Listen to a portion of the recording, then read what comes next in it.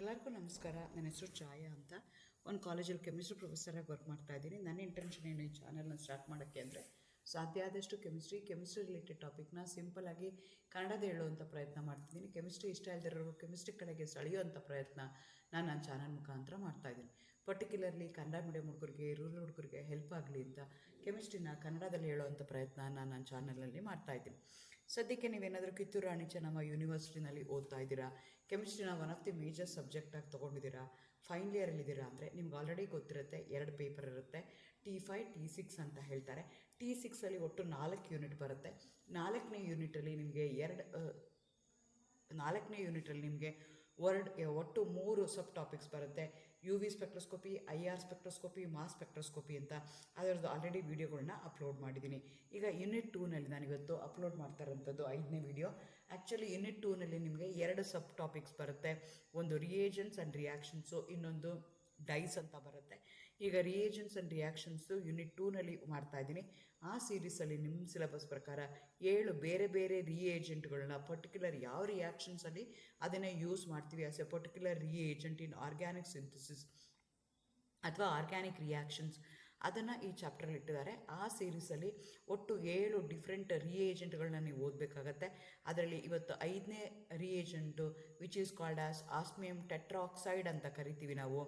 ಅದ್ರ ಬಗ್ಗೆ ಅದರದ್ದು preparation, reaction, synthetic application in stereo selective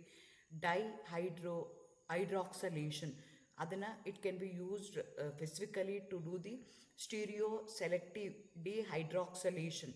stereo selective ಅಂದ್ರೇನು, ಡಿಹೈಡ್ರಾಕ್ಸಲೇಷನ್ ಅಂದ್ರೇನು ಅನ್ನೋದನ್ನು ನಾನು ಮುಂದಿನ ಸ್ಲೈಡ್ಗಳಲ್ಲಿ ಹೇಳ್ತಾ ಹೋಗ್ತೀನಿ.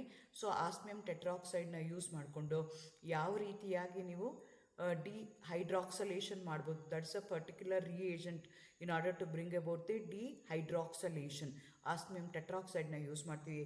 ಅದ್ರ ಬಗ್ಗೆ ಇನ್ ಡೀಟೇಲಾಗಿ ಈ ವಿಡಿಯೋದಲ್ಲಿ ಹೇಳೋಣ ಅಂತ ಅಂದ್ಕೊಳ್ತಾ ಇದ್ದೀನಿ. ಹೀಗೆ ವೆಲ್ಕಮ್ ಟು ಕೆಂಚಾಯ. ನನ್ನ ಚಾನಲ್ನ ಸಬ್ಸ್ಕ್ರೈಬ್ ಮಾಡಿ, ಶೇರ್ ಮಾಡಿ, ಸಪೋರ್ಟ್ ಮಾಡಿ. ಆಸ್ಮಿಯಂ ಟೆಟ್ರಾಕ್ಸೈಡ್ ಅಂತ ಏನಿದೆಯಲ್ಲ, ಅದು ಹೈಯೆಸ್ಟ್ ಆಕ್ಸಿಡೇಷನ್ ಸ್ಟೇಟ್ ಇದೆ +8. ಸೊ ಎಂಟೈರ್ ಪಿರಿಯಾಡಿಕ್ ಟೇಬಲಲ್ಲಿ 120 ಎಲಿಮೆಂಟ್ಸ್ ಅಥವಾ 118 ಎಲಿಮೆಂಟ್ಸಲ್ಲಿ ಹೈಯೆಸ್ಟ್ ಆಕ್ಸಿಡೇಷನ್ ಸ್ಟೇಟ್ ಇರುವಂಥ ಎಲಿಮೆಂಟ್ ಯಾವುದು ಅಂತಂದರೆ ಅದು ಆಸ್ಮಿಯಂ ಇದೆ. ಆ ಆಸ್ಮಿಯಂ ಟೆಟ್ರಾಕ್ಸೈಡಲ್ಲಿ ಅದರದ್ದು ಆಕ್ಸಿಡೇಷನ್ ಸ್ಟೇಟು +8 ಇರುತ್ತೆ. ಅದು ಪೇಲ್ ಎಲ್ಲೋ volatile crystalline solid ಇದೆ with a low melting point of 40.1 degrees centigrade, highly electrophilic oxidant due to the 4 strongly electron withdrawing oxygen group attached to the osmium, the premier reagent for converting alkenes into a clean syn 1,2 diols. So ಇಲ್ಲೇನು ಮಾಡ್ತೀವಿ, ಆಲ್ಕೀನ್ಸ್ನ ತೊಗೊಂಡು ಅದನ್ನು ಸಿಸ್ 1,2 ಡಯಾಲ್ಸ್ಗೆ convert ಮಾಡೋದಕ್ಕೆ ಈ particular ರಿಯೇಜೆಂಟ್ನ ಅವರು use ಮಾಡ್ತಾರೆ. ಇದನ್ನು ಯಾಕೆ ನಮಗೆ ಆಕ್ಸಿಡೈಸಿಂಗ್ ಏಜೆಂಟಾಗಿ ಯೂಸ್ ಮಾಡ್ತಿದ್ದೀವಿ ಅಂತಂದರೆ, ಆಸ್ಮಿಯಂ ಟೆಟ್ರಾಕ್ಸೈಡ್ ಏನಿದೆಯಲ್ಲ 4 ಆಕ್ಸಿಜನ್ಗೆ ಅಟ್ಯಾಚ್ ಆಗುತ್ತೆ, which are highly electronegative in nature, strongly electronegative in nature. So they are electron withdrawing groups ಇದೆ, ಹಂಗಾಗಿ ಆಕ್ಸಿಡೇಷನ್ನು ಫಾಸ್ಟಾಗಿ ಆಗುತ್ತೆ.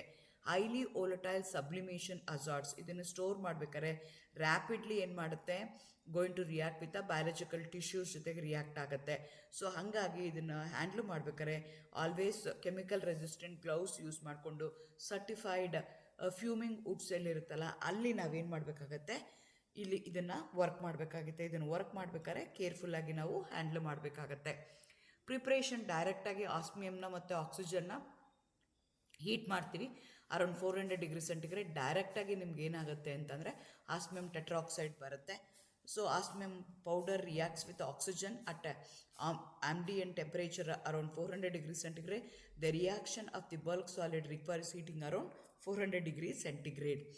ಸೊ ಇಲ್ಲಿ ಏನಾಗುತ್ತೆ ಅಂದರೆ ಅಡಿಷನ್ ಆಫ್ OH ಗ್ರೂಪ್ ನೀವು ಮಾಡ್ತಾ ಇದ್ದರೆ, ವಾಟರ್ನ ಮಾಡ್ತಾ ಇದ್ದರೆ ನಾವೇನಂತ ಕರಿತೀವಿ, ಹೈಡ್ರೇಷನ್ ಅಂತ ಕರಿತೀವಿ.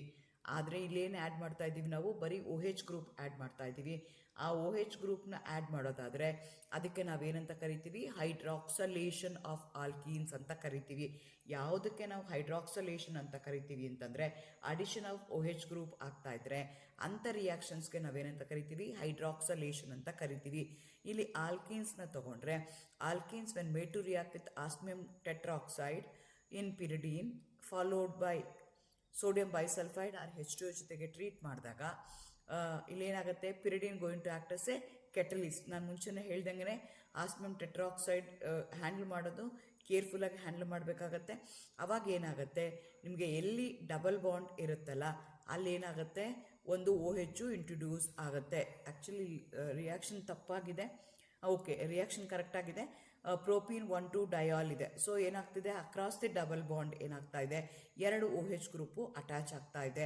OH ಗ್ರೂಪು ಅಟ್ಯಾಚ್ ಆಯಿತು ಅಂದರೆ across the carbon carbon double bond, across the carbon pi and sigma bond ಜೊತೆಗೆ ಆ ರಿಯಾಕ್ಷನ್ಗೆ ನಾವೇನಂತ ಕರಿತೀವಿ, ಹೈಡ್ರಾಕ್ಸಲೇಷನ್ ರಿಯಾಕ್ಷನ್ ಅಂತ ಕರಿತೀವಿ.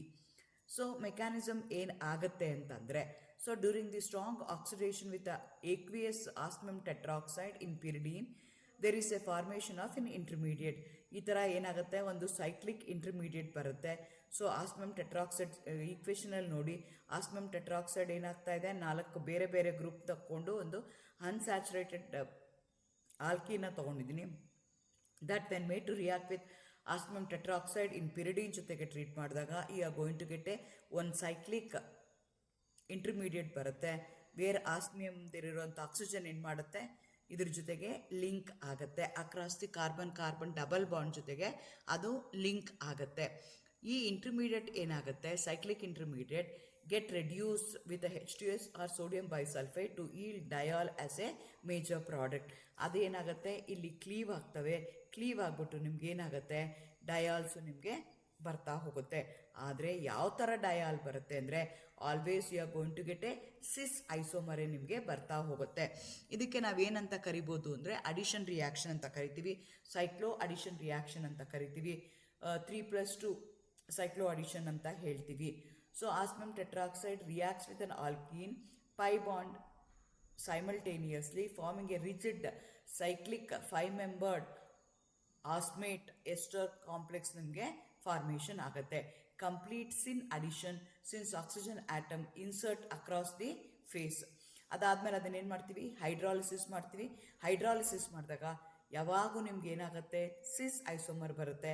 ಅಲಾಂಗ್ ವಿತ್ ದಟ್ ನಿಮ್ಗೆ ಏನಾಗುತ್ತೆ, osmium get reduce to osmium tetroxide get reduce to osmium ಆಗುತ್ತೆ. ಸೊ ಈ ರೀತಿಯಾಗಿ ನಿಮಗೆ ಸೈಕ್ಲಿಕ್ ಪ್ರಾಡಕ್ಟ್ ಬರುತ್ತೆ. ಇಲ್ಲಿ ಕೊಟ್ಟಿದ್ದೀವಿ ನೋಡಿ, ಬ್ಲೂ ಕಲರಲ್ಲಿ ನಿಮಗೆ ತೋರಿಸ್ತಾ ಇದ್ದೀನಿ ಯಾವುದು ಇಂಟರ್ಮೀಡಿಯೇಟು ಅಂತ. Across the carbon carbon double bond sigma bond ಹಾಗೆ ಇರುತ್ತೆ. ಪೈ ಬಾಂಡ್ ಜೊತೆಗೆ ಏನಾಗುತ್ತೆ, it going to form a bond along with the osmium ಜೊತೆಗೆ ಅದಾಗುತ್ತೆ. ನೆಕ್ಸ್ಟು ಸೆಕೆಂಡ್ ಪಾರ್ಟಲ್ಲಿ ಏನಾಗುತ್ತೆ, ಕ್ಲೀವ್ ಆಗುತ್ತೆ, ರಿಡಕ್ಟಿವ್ ಕ್ಲೀವೇಜ್ ಆಗುತ್ತೆ, using either H2S or sodium bicarbonate to give back the osmium ಏನಿದೆಯಲ್ಲ, ಆಸ್ಮಿಯಮ್ಮು ಹೊರಗಡೆ ಬರುತ್ತೆ. You are going to get a glycol.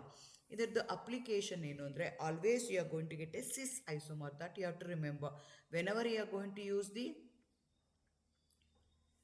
osmium tetroxide, always you are going to get a cis isomer. Cis hydroxylation of olefinic double bonds to glycol, for which purpose it is smoothest and most efficient general reagent known. ಇದು ಯಾವುದಕ್ಕೆ use ಮಾಡ್ತಾರೆ, ಯಾವ ರಿಯಾಕ್ಷನ್ಗೆ ಅಂತಂದರೆ, in order to undergo the oxidation, in order to do the cyclo addition across the carbon carbon double bond of an alkene. ಎರಡು alkenes ಇರುತ್ತಲ್ಲ, ಆಲ್ಕೀನ್ಸಲ್ಲಿ ಯಾವುದೋ double bond ಇರುತ್ತಲ್ಲ, that when made to react with osmium tetroxide ಜೊತೆಗೆ react ಮಾಡಿದಾಗ cyclic product ಬರುತ್ತೆ. ಅದು ಮತ್ತೆ ರೆಡ್ಯೂಸ್ ಆಗಿ ನಿಮ್ಗೆ ಏನಾಗುತ್ತೆ ಅಂದರೆ ಕರಸ್ಪಾಂಡಿಂಗ್ ಡಯಾಲ್ಸ್ ಬರುತ್ತೆ. ಆ ರಿಯಾಕ್ಷನ್ಗೆ always you are going to get a cis isomer. ಆ ರಿಯಾಕ್ಷನ್ಗೆ ನಾವೇನಂತ ಕರಿತೀವಿ, cis hydroxylation of olefinic double bond ಅಂತೀವಿ. ಅದೇನು ಕೊಡುತ್ತೆ ಅಂದರೆ ಗ್ಲೈಕಾಲ್ನ ಕೊಡುತ್ತೆ. ಹಾಗಾಗಿ ಆ ರಿಯೇಜೆಂಟ್ನ ನಾವೇನು ಮಾಡ್ತೀವಿ, ಇಲ್ಲಿ ಯೂಸ್ ಮಾಡ್ತೀವಿ. Thank you, all the best, good luck.